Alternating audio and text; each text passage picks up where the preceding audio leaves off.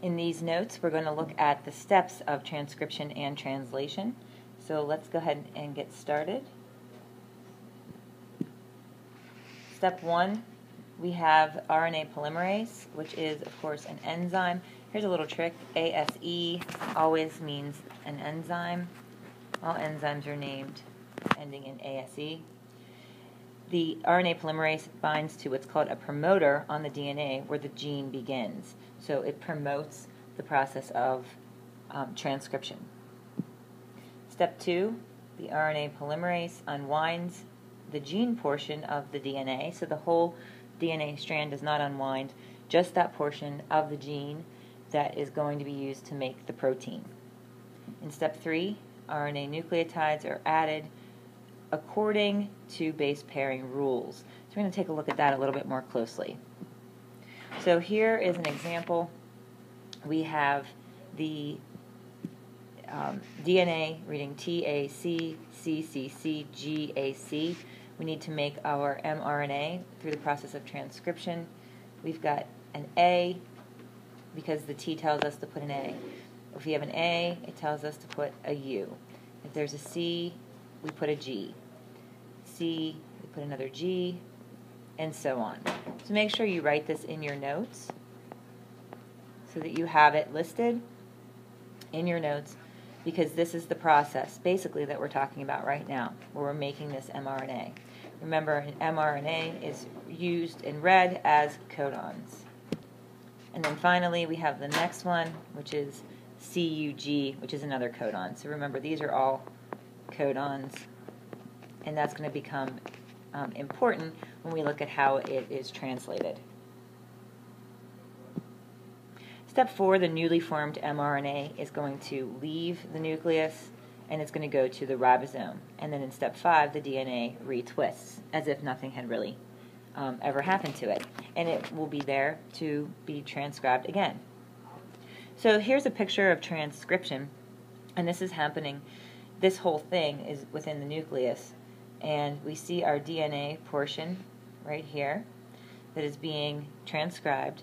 This big white object right here is our enzyme, RNA polymerase, and we have our template strand of DNA. This is the strand that's being copied into mRNA. And you can see how they are temporarily binding to each other, the new nucleotides coming in, and then they quickly release. So here's the new mRNA that's being made, and the DNA is rewinding as that happens. So I want you to really look at this, and you're also going to be watching some videos on how this happens.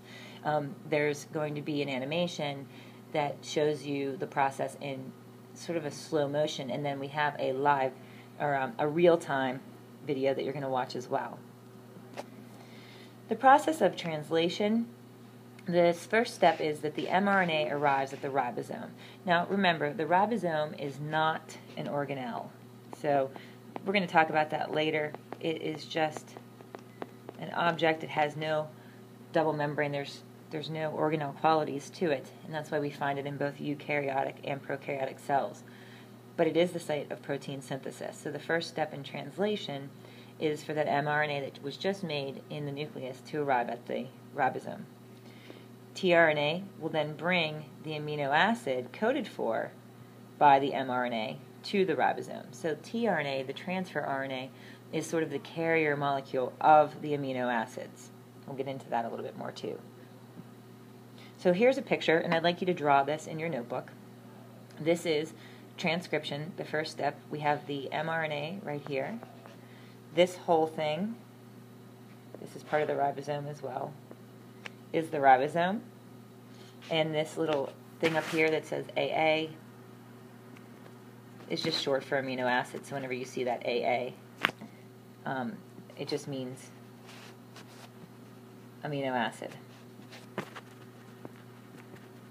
Right? This right here is tRNA, and the tRNA. Okay, and so this is tRNA bringing that amino acid. You see here we have AUG, and then the tRNA has UAC. That's how it knows to match up this area right here is called the anticodon. So it's the opposite of the codon. That's what anti means, opposite of the codon. So make sure you draw this in your notebook. Step 3, the mRNA moves down along the with the tRNA to make room for another tRNA to bring the next amino acid. So it's moving from one site in the ribosome to the next. So we're going to draw this picture too. This is the second phase of this whole process, and you can see how the U and the A and the U, and the C and the G match up. Okay, and then GGG matches up with CCC, bringing another amino acid, as you can see here. So make sure you draw this in your notebook. Step 4, this continues until a stop codon is reached. And a stop codon codes for no amino acid. It signals the end of the protein. So we can see here, this would be an example. AUG, CCC, we have our amino acid chain right here, and then we reach a stop codon.